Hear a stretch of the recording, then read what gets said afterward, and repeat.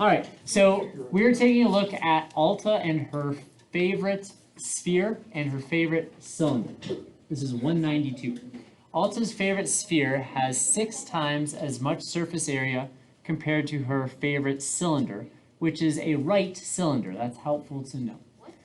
So right now I know that I'm dealing with the surface area of a cylinder and a surface area of a sphere. So the first thing I'm going to do is I'm going to write down the equations that I need to know. So that's going to be helpful.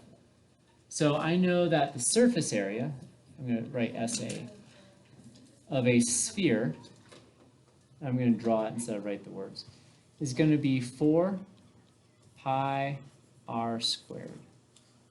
So I just know that off the top of my head. I did not. Well, now you do. And I know the surface area of a cylinder. So if you remember from 7th grade, you have the cylinder where you could cut it apart and you'd end up with a drawing that's not super appropriate. So you'd end up with 2 circles, which is 2 times pi r squared. And finally people get it. Nice. Took a little while, which makes me feel good about our students. And then the lateral area, the area that wraps around the 2 circles, is going to be the circumference, which is, so I'm going to keep everything in terms of radius. So that's 2 pi r times the height of the cylinder. So I have my surface area equations. That's going to be helpful to keep track of that. Okay, moving on. Good. If the height of her favorite cylinder is equal to its diameter, so that means her favorite cylinder, so we have a cylinder. So if this has a radius of r, this has a radius of r, how tall is this cylinder? 2r, which is why I think it's her favorite cylinder. She likes the proportions. All right. So if the height of her favorite cylinder is equal to its diameter, what is the ratio? So when it says ratio, I'm thinking fraction. So what is the ratio of the volume of her favorite cylinder to the volume of her favorite sphere? So I'm just going to go over to the answer blank, and I'm going to, remember, we're looking for volume. So we want the volume of her favorite sphere, that comes first, right? Or cylinder. Volume of her favorite cylinder, so that goes in the numerator. And so the volume of a cylinder is going to be pi r squared h, right? And we're going to divide that by the volume of the sphere, which is 4/3 pi r cubed, or in essence we have the sphere, and we're going to divide it by the, sorry, we have a cylinder, we're going to divide it by the sphere. That almost looks like a sphere.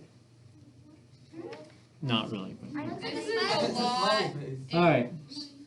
Looks like a smiley face with an extra eye. All right. So it also tells us that Alta's favorite sphere has 6 times the surface area compared to her favorite cylinder, which means that if I multiply the area of the cylinder by 6, I will get the area of the sphere. Is that correct? Yeah. Okay, great. So let's go ahead and do that. Now, are the radiuses the same for both of them? Does it say the radiuses are the same for both of them? No, okay. So that might be a problem in the future. So I'm just going to keep track of that. All right, so we know that 4 times pi times the radius squared has to equal 6 times 2 pi, and I'm going to have a lowercase r just in case because I don't know if the radiuses are the same. Maybe they may not. plus 2 pi, oh, and that's 2 pi r squared, I'm sorry. And we have 2 pi times the radius times the height. So did I write that down correctly? I need help here. I think so. I hope so. So here's the area of the two circles of the cylinder.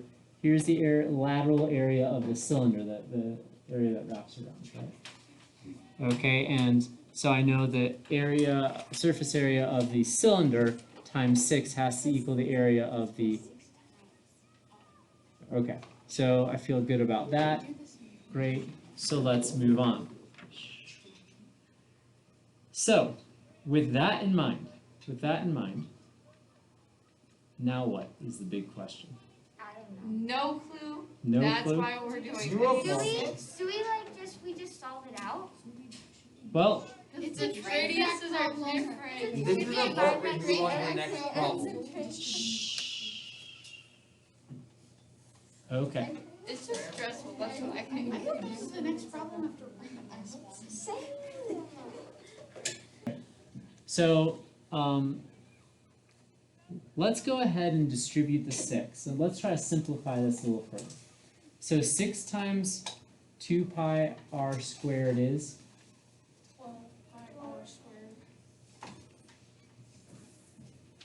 Okay. What else? So we have 6 times this, which is? 12 pi r h. Okay. Which is also equal to 4 pi. And we still have the big radius of the cylinder, the sphere. All right, so what do you see that is common for all 3 terms? Pi. So pi is in all 3 terms, so we can divide everything by pi. That's going to cancel this out. What else do I see that is similar for all of the terms? 4. 4 goes into all of them. So I have the radius of the sphere squared. 4 goes into 4 once. 4 goes into this 3 times. So we have 3 times the radius squared of the cylinder plus 3 times the radius times the height. Isn't the height is 2r? Oh, you're right. The height is 2r. That's going to make life much better. So we have r, but the height is 2r. So what's r times r? R squared. So we have 3r squared here, plus, what's 2 times 3? 6. So we have 6r squared plus 3r squared, which is a grand total of? 9. So the radius squared of the sphere has to equal 9 times the radius squared. Oh, that is really nice, isn't it? Because now, you know what I can do? R squared is a perfect square, 9 is a perfect square, and r, little r, is a perfect square as well. What can I do to both sides to get rid of the square root? I can square root the whole thing. This is super nice. So then I'm going to end up with the radius of the sphere is equal to 3 times the radius of the cylinder. That's really awesome. Do you know why?